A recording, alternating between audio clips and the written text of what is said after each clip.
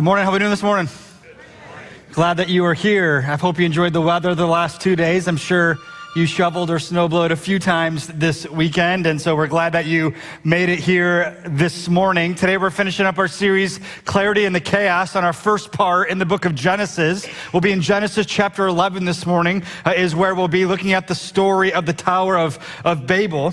How many in the room this morning can speak at least 2 languages? Anyone? Louder. Come on. A few. Can anyone speak 3? 3 languages? Wow, I'm disappointed. I thought we'd have someone that could speak at least 3 languages in our church. But that's impressive to be able to speak to. Multiple can do that. The rest of you are more like me, which I understand. In college, Pastor Justin, Pastor Matt, and I had a professor, I think, that could speak like 15 to 17 different languages. And we were in Hebrew class, and we would come in Hebrew class, and people way smarter than me would write a verse of the Old Testament in Hebrew on the chalkboard. If you don't know what chalkboard is, ask your parents, okay? So they would write a verse out in chalk, and then someone would erase key parts of the verse. The professor would walk in, and he would fill in the rest of the verse off memory, no matter what the verse was in the Old Testament. He would fill it in, and he would turn around, and he would teach the class. You see, he was brilliant, and of course, he also had awesome people skills because he was so brilliant too, if you know what I mean, when you knew those kinds of people. But the truth is, if you've been hanging out Redemption for a while, you know this, that Josh Tovey is still working on the English language. I'm still working on it. I'm almost at the 7th grade level, okay? So still working very, very hard. But today we will see where the beauty of languages actually came from, and the story from Genesis chapter 11. But the main question that we want to wrestle with this morning is very simple, and it's this: what is your life building? What is your life building? As you think about the vision you might have for your life, as you think about the plan that you might have for your life, like, what are your greatest dreams? What are your greatest plans? What are your greatest goals that you have for your entire life? You probably have career goals. You probably have family goals. You probably have places in the world that you want to visit as a goal. You probably have some kind of financial goal of what you'd like to have in place before you actually retire. Listen, we all have goals and we all have plans. The question is, how does Jesus and his life fit in to your life plans? Because here's the biblical truth. You could accomplish your vision. You could reach your goal. You could accomplish all your hopes and dreams in this world and do it absent of Christ. And if it's that way, your life is going to fall flat. Are you listening? It's going to fall flat. And so I wonder how many this morning are actually living their life, carrying out their life plan, getting after their vision at the exclusion of God. You get up every day, you live the life routine, doing what it is that you think you have to do to accomplish your checklist of things that you want to get done with your life. Listen, is God central to your plan? Because there's 2 options in life. Option 1 is that you can build your life on your own. Or option 2 is that you can build your life on God. What kind of life are you building? We're going to pick it up in Genesis chapter 11. Make 2 observations from this story. Many of you have heard this story before. It's actually a pretty amazing story, in my opinion. And here's the first thing we're going to see this morning: that on your own, you will never reach God.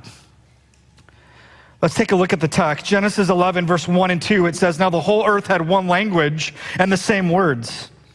And as people migrated from the east, they found a plain in the land of Shinar, and they settled there. And they said to one another, 'Come, let us make bricks and burn them thoroughly.'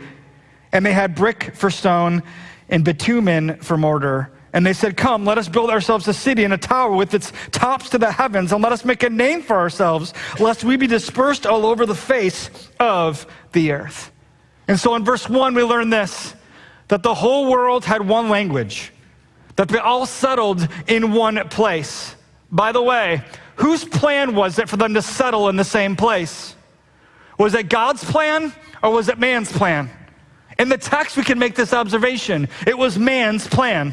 In fact, it goes on to tell us that they actually came from the east. Now, the phrase from the east at times in the Bible indicates that can indicate movement away from God, not movement towards God. In fact, you look at the story of Adam and Eve, which we saw in Genesis 3 in this series. When they left, there was a cherubim placed at the east side of the garden. In the next part of the series, we'll see Lot will separate from Abraham. And when he does that, he heads east. We can talk about Jacob when he goes and he finds his wives. He goes east. There seems to be this connection when people migrate to the east, it ultimately ends up settling outside of God's blessing. But it says here that people came from the east and they settled. The question is this: what's wrong with that? Like, don't we all have a free will to move and live where we want to live? I mean, you can live in Granville, you can live in Byron Center, you can live in Hudsonville, you can live in Grand Rapids, Grand Haven. Where do you want? Like, you can live where you want to live, right? Well, yeah, that's absolutely true. The problem here is this: we never have the right to disobey God. And we've seen in the series that when God speaks and we listen, it results in clarity. But when God speaks and we ignore, it results in chaos. And so that's a tension that we've seen in this whole series. And in Genesis chapter 9, verse 1, it told us this, that God blessed Noah and his family and his sons. And so God gathered Noah and his sons together and he said, here's what I want you to do, Noah and sons. I want you to be fruitful, I want you to multiply, and I want you to fill the earth. Like, that's what I want you to do. So can you get after that? This is a privilege. This is a vision that God was casting to Noah and his sons, an opportunity. He was laying out a plan of what he wanted to see happen in the world. And so they spread out, right? They did it exactly as God said, right? Well, Genesis 11, we see everyone coming together. Now, we skipped over Genesis chapter 10, which I want to look at it briefly, because in Genesis 10, we see the family line of Noah. And what's interesting about the family line of Noah is it's actually like considered the table of nations. It's about 70 different nationalities that are listed in Genesis chapter 10. So we can make the observation when we read Genesis chapter 10 that God loves racial diversity. He absolutely loves it. And that is his plan. That was his heartbeat, which then means this: no matter what your DNA is, no matter your family tree, every one of us is going to go back to Noah's 3 sons. Like, that's where your family line will ultimately lead you, right back to the very beginning with Noah and his sons. Now, what's interesting when we look at Genesis 10 is that we can make the observation that God has a plan then to fill the earth, and he's going to accomplish his plan. In fact, in Genesis 10, you see the family lines of Japheth, of Ham, and Shem. Now, if you look at verse 24, the last people group mentioned in verse 24 is Eber. And that's actually the name for Hebrew, which will then tell us where the Israelites actually came from Shem's family line. And so the reality is, we know that Genesis 10, though, is not focused on the people of Israel. It's focused on all nations in the world. And so it's actually quite a beautiful scene that we actually see here. But the very last verse of Genesis chapter 10 tells us this: and from the nations spread abroad on the earth after the flood. Well, is that what's happening in Genesis chapter 11? Everybody is spreading out everywhere? Nope, that's not what's happening. In Genesis 11, they're all gathered together, which then means that Genesis 11 happened before Genesis chapter 10. But we can make the observation from Noah's family line, they spread around the Middle East, they spread around the Mediterranean, they spread around Europe, they spread around Egypt, they spread around Africa. Everyone started to spread, ultimately in Genesis 10, around the world. But here in Genesis 11, they're gathered in Shinar, which is actually modern day Iraq. And what are they doing? They have a common voice. Listen, is it bad for us to have a unified common voice? I think we have to ask the question, what's the point of the gathering? What's the purpose of the people gathered? Who's it about? And we see in verse 3 and 4, let's read it again. And they said to one another, come, let us make bricks and burn them thoroughly. And they had brick for stone, a bitumen for mortar. And they said, come, let us build ourselves a city, a tower with its top to the heavens, and let us make a name for ourselves, lest we be dispersed over the face of the earth. Did you see the common phrase in those two verses? It shows up 3 times. It's the phrase, come, let us. Come, let us appears 3 times in those 2 verses. So there's this unity, there's this plan, there's this vision being casted to gather together. It sounds good, right? It sounds okay. And the first phrase is, come, let us build bricks. I don't know about you, but if someone casts that vision to me, I'm not interested, right? I'm not interested in just building bricks. Like, that's not going to be my thing. That's not going to be the thing that's going to want me to give my energy and my time to the plan. So was the vision just to build bricks? The answer is no. Although we see a foreshadowing here of what will happen in the book of Exodus when God's people build bricks for 400 years as slaves. But the vision was not to build bricks. The second phrase says, come, let us build a city. Come, let us actually build a tower. Was the vision just to take those bricks and build a city and build a tower? The answer is no. Then we see the third, come let us. And what's it say? Come, let us make a name for ourselves. So here's the thing. These people are unified together around the idea of disobedience to God. Did you catch what they fear more than anything in verse 4? They fear more than anything. They fear being dispersed around the world. But hasn't God commanded man 3 times so far in the first few chapters of the book of Genesis to be fruitful, to multiply, and to fill the earth? We've seen it 3 different times. Hey, church, it's in God's commands that we see God's heart. And God wants us to be a people that are always going to be going outward. Yet when we get about sin, we do what we want to do, we typically turn inward. And so what do the people want? They want 3 things. Let's review so we're all on the same page. They want a city. Why? They want a home. They want a place to belong. They want security. They want comfort. Anybody else want that? Is it wrong to want to have a home? Is it wrong to want safety? Is it wrong to want to be comfortable at times? Is it wrong to want to belong? The answer is no, not necessarily. What else do they want? They actually want a tower. Well, what's the deal with the tower? They want the tower to reach the heavens, meaning this, they want their life to matter. They want to experience significance in their life. Anyone else want your life to matter? Anyone else want to experience significance in your life? They also want what? They wanted a name. They wanted greatness. They want to be recognized for a job well done. They wanted their performance, right, to be recognized, for someone to see it and say, you did a good job. Anyone else want that in their life? Is that bad in and of itself? Listen, I want you to certainly see what they want to build. But more importantly, I want you to take notice of the desire behind what they want to build. Because what they long for and what they're searching for is the same thing that we long for and search for today. Here we are, almost the end of 2022, thousands of years later, and this is like looking in a mirror. We want the same thing. We want it. We want what we want out of this world. Now, here's the thing. You might not be interested in building a city or building a tower, but if we're all going to be honest, we all want to build a name for ourselves. We want what they want. We want security. We want significance. We want safety. We want control. We want comfort. We want greatness. We want to belong. We want value. We want recognition. We want our lives to matter. And by the way, this is called being human. Is it wrong to have those desires? I would tell you no.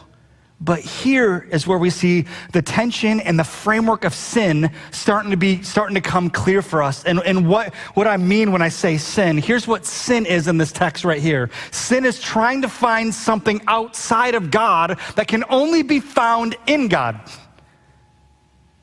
Are you hearing that? Sin is trying to find something outside of God, city, tower, a name that can only actually be found in God. And ultimately, these people are gathered around the idea that they actually don't even need God. They have no desire. They have no need for him. The point of the tower is to say, look at me. Look at what I've done. Look at what I've accomplished. Look at the incredible performance we did. Look at these great bricks we built. Look at how high we stacked them. It's incredible what we've done. We built a higher tower than anyone else. Did you know that the insurance company is $1 trillion business in our country? That didn't start with an M. That didn't start with a B. That was a T, okay? $1 trillion business industry in our world. Why? It's because we as a people, we want to be prepared, right? That communicates, we want comfort, we want safety, and I'm not against insurance, I have it, right? In many ways, my family needs it, your family needs insurance. But did you know that you can now buy alien abduction insurance? What started out as a joke, what started out as sarcasm, is actually a real thing. And tens of thousands of people in our country have alien and abduction insurance. And it's simple. It's not that much money. You can afford it. It'll cost you like $19.99 a month. $19.99 a month, and you can have alien abduction insurance. So if you get abducted by your family, or if you are eaten by an alien, your family can cash in on the policy. And the policy is beautiful because it's only $20 a month, and it'll give you $10 million of coverage. $10 million. But when you read the fine print, it starts to, lose the emphasis of greatness. Because the fine print says, if I was eaten by an alien, my wife could cash in on the $10 million, and the policy reads this, that you'll get $1 a year for 10 million years. What a deal.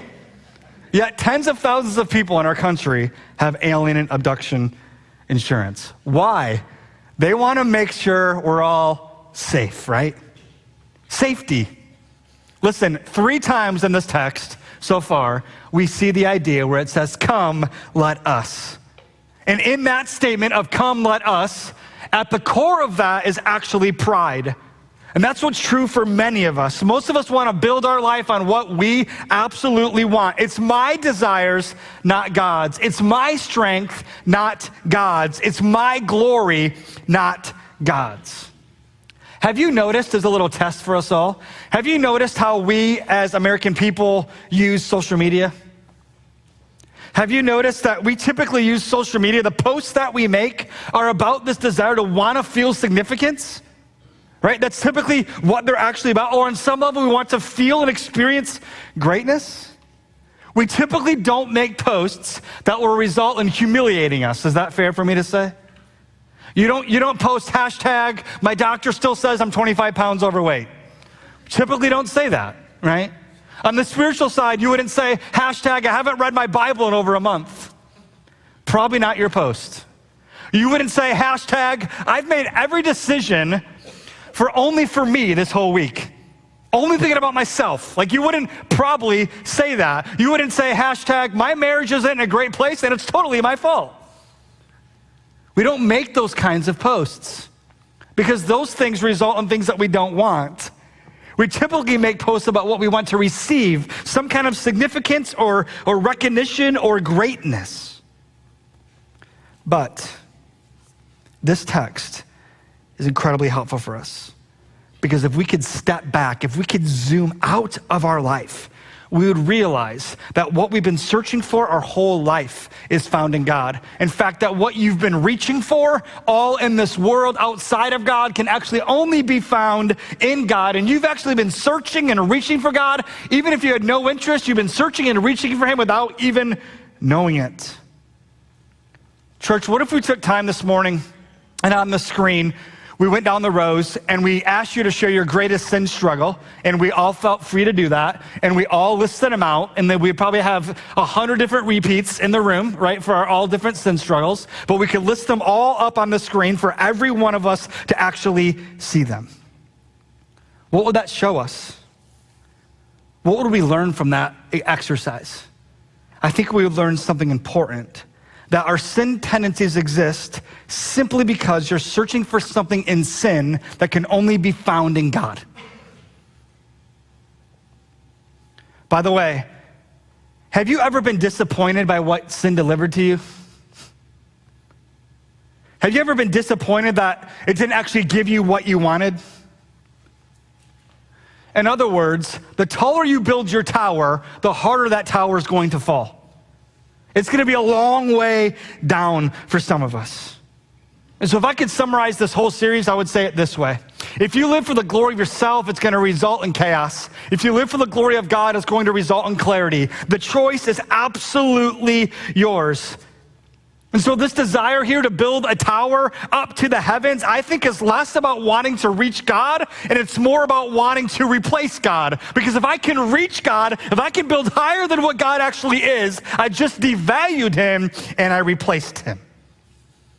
So they stack their bricks. We need more bricks. Make more.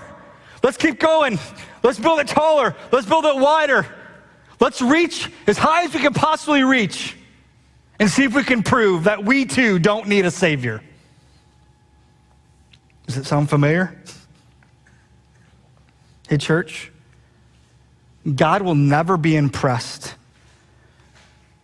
by the performance of our toy buildings, but he's incredibly impressed by the work of his Son. And if you want to find value, and if you want to find purpose in your life, it's going to start when you surrender everything to Jesus. He is the one. He's what it should be all about. Every day, that is our opportunity. Listen, John the Baptist is a character that's in the New Testament, and he has been credited with writing maybe one of the most significant statements in the whole Bible.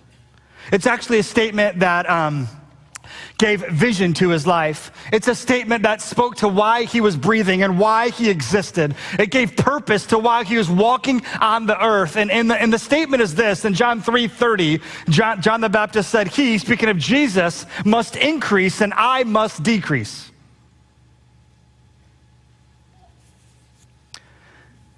Hey, in your job, Jesus must increase, I must decrease. In your marriage, Jesus must increase and I must decrease. In your hobbies, Jesus must increase and I must decrease. In your parenting, Jesus must increase and I must decrease. When we attempt to only increase our life, what we're choosing to really do is to decrease God. The problem is this: he's not going to have it. He's not going to allow it to happen. No matter how much you attempt to increase yourself, he will never be decreased. It's not going to happen. And so maybe the question that we all need to wrestle with this morning, every time we make a decision, is this decision about increasing me or is it about increasing Jesus? Like what's the point?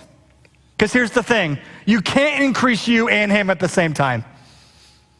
It's not possible. And when I think about what's happening in our world, some of the cultural issues that we've addressed in this series, all of it comes down to, are you going to increase Jesus or are you going to increase yourself? Like, what's the plan? What is your life building?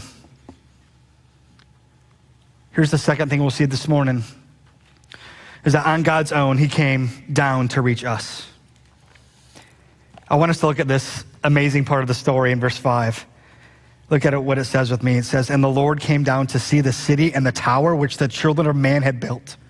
And the Lord said, behold, they are one people, and they have all one language, and this is only the beginning of what they will do, and nothing that they propose to do will be impossible for them. Come, let us go down there, confuse their language, so that they may not understand one another's speech.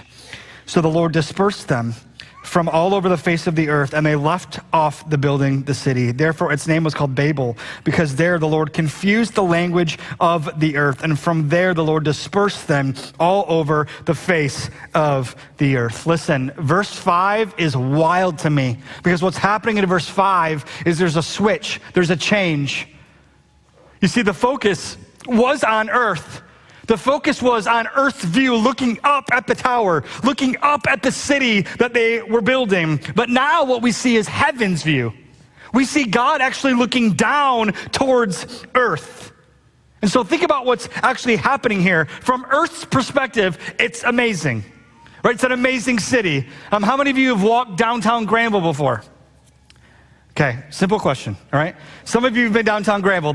Just so you know, we're in Granville now. This is Granville, okay? Granville, Wyoming city line here. So if you've driven through downtown Granville, how long does it take you? 30 seconds, okay? Takes 30 seconds. If you were to drive through New York City, how long is it gonna take you? A long time. If you've ever been in New York City, it's a little different than downtown Granville, just in case you didn't know. But you walk down the city streets and the buildings are as tall as the eye can see. It's actually unbelievable what man's actually built. It's pretty remarkable. But here in this text, what we're seeing is that we saw man building a city. We saw man building a tower to actually reach the heavens. Now what we're seeing is they celebrate their greatness, unified together in a common voice. But now what we're seeing is God getting off his throne to come and look at the greatness of the city, the creator of the world. Genesis 1:1, in the beginning, God created. That guy is the guy who came down to look at the greatness of man. Listen, God is infinitely transcendent. He's incomparable. He's not bound by time or space. So nothing we ever do will impress him. He's omniscient. He's omnipresent. He's omnipotent. In Isaiah 40, verse 22 and 23, it says this: "It is he who sits above the circle of the earth, and its inhabitants are like grasshoppers, who stretch out the heavens like a curtain and spreads them like a tent to dwell in, and brings princes to nothing and makes rulers of the earth as emptiness." Did you see what it said in verse 5? It said the Lord, capital L-O-R-D. We've talked about that in this series as a whole in the book of Genesis. We saw it in Genesis 2 arrive for the first time. That references Yahweh. It's God's personal name. It's God's relational name. And so it is the Lord, our relational God, who left his throne. He got out his heavenly magnifying glass. He got on his hands and knees to try to get a glimpse of the greatness of man. And he's not impressed. Although he says, did you catch it in verse 6? God investigates their work. And he says, man, it's nothing man will do will be impossible for them. So wait a second, let's back out. Is God threatened by man? Is God afraid of what man might actually do in this text? Is God actually saying what will happen if they stay together? No. What God is saying is this: if humanity goes unchecked, it'll do all sorts of things. And the danger for us is that we can do really great things in life and not even realize it's built on pride.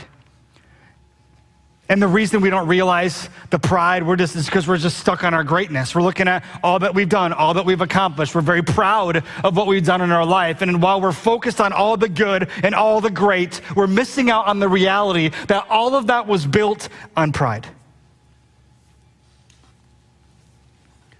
Listen, how do you know if you're consumed by pride? There's many tells, but let me give one. It's jealousy. It's jealousy. You can't stop thinking about the greatness of everyone else's tower. And so, because other people's towers might be taller than yours, guess what happens?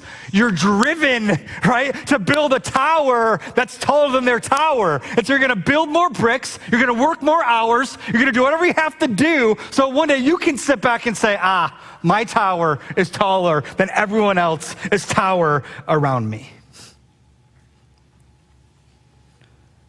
And so what did the Lord do? Verse 8, he dispersed them over the face of the earth.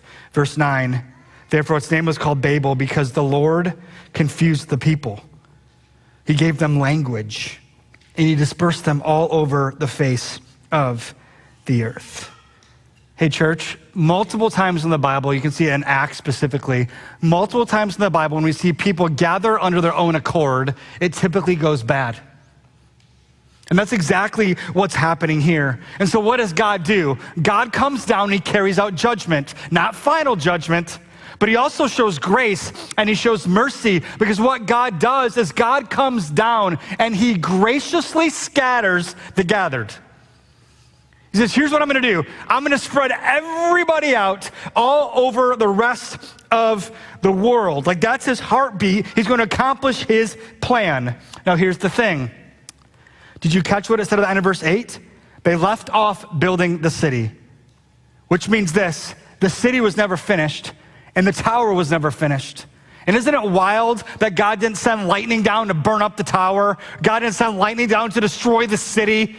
He didn't do any of that. He let the city be. He let the tower be.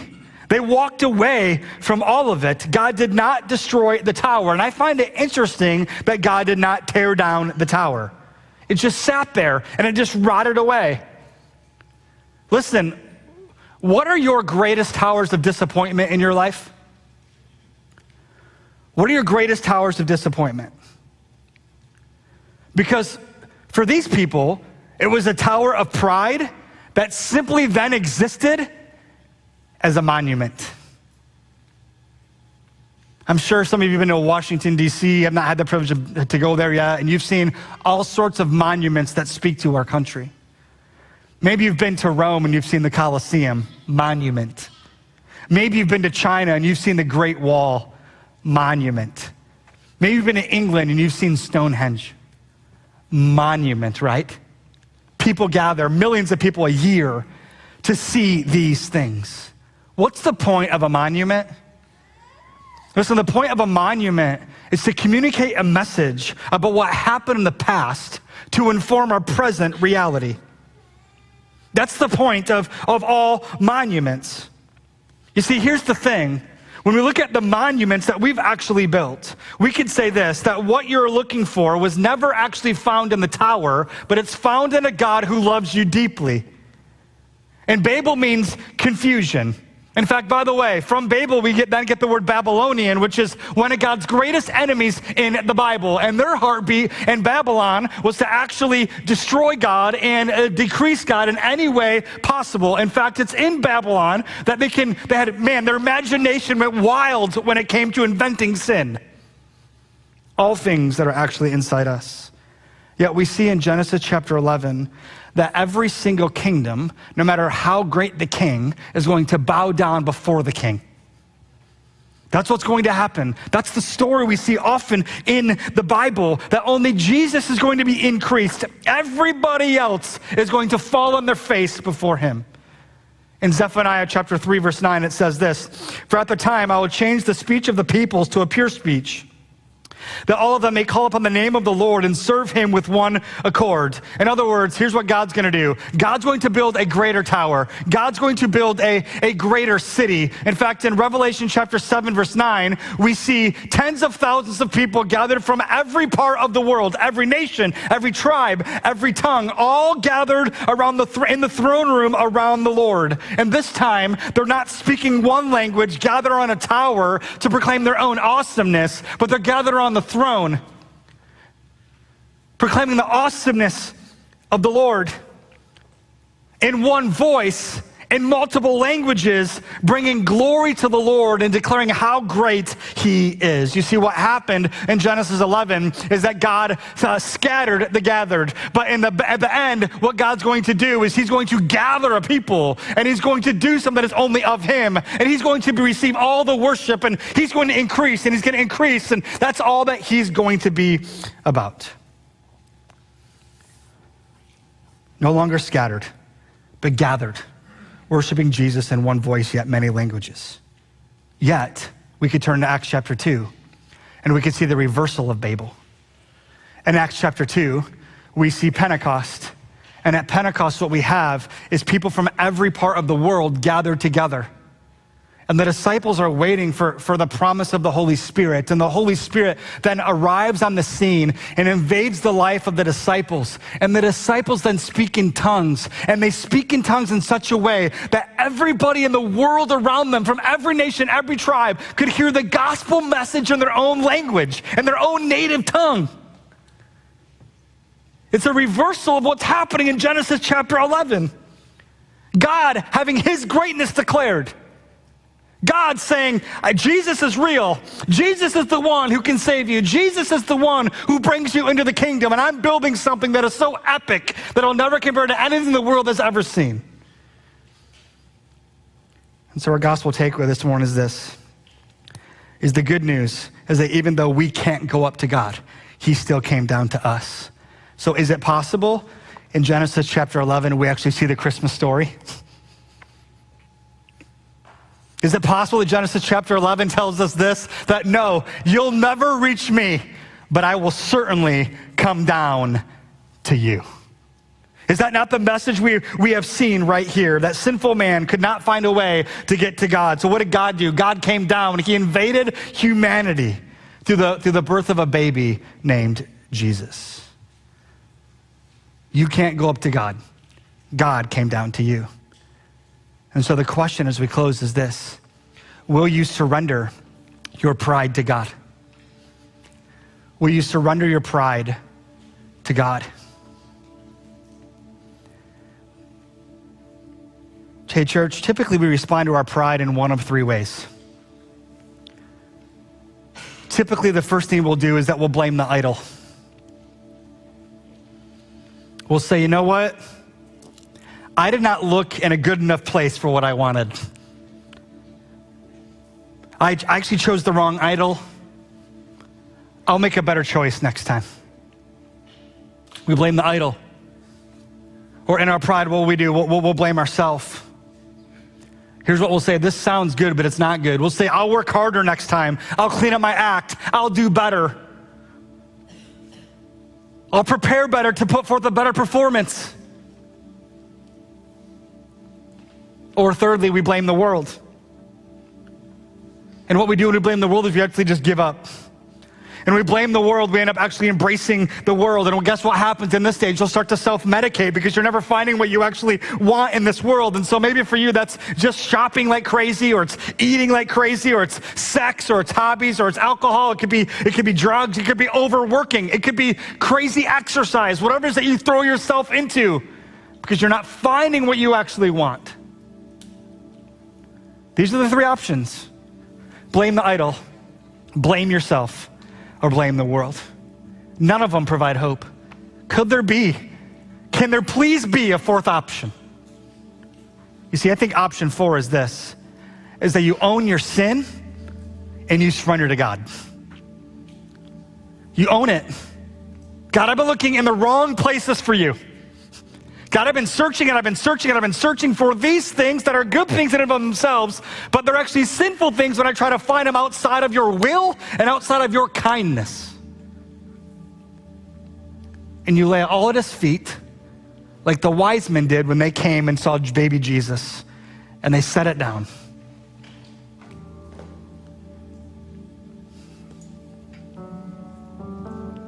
Is it possible that the value you want, the belonging you want, the approval you want, the acceptance you want, the purpose you want, the identity you want is never going to be found in any idol, anyone else in the world? It's only going to be found in Jesus, which then means that Jesus is the one they're actually looking for. And so what God is going to show you through your sin and through the disappointment of your towers that you've actually built in your life that have failed to give you what you actually want, God is going to show you that only he can actually satisfy. He's the only one. And so here's the thing, church. It's your choice. You have the free will to decide. Are you going to surrender to God or are you not going to surrender to God? Are you going to live how you want to live or are you going to bring God into the equation? The choice is absolutely yours. You can do whatever you want to do. You can build your life on what you want. Go at it. Pursue the world. Give it your best go. But I want you to know the ceiling of making that choice. If you choose to live for you, if you choose to build your life on you only, I just want you to know the ceiling, the greatest that you can ever be, is a monument.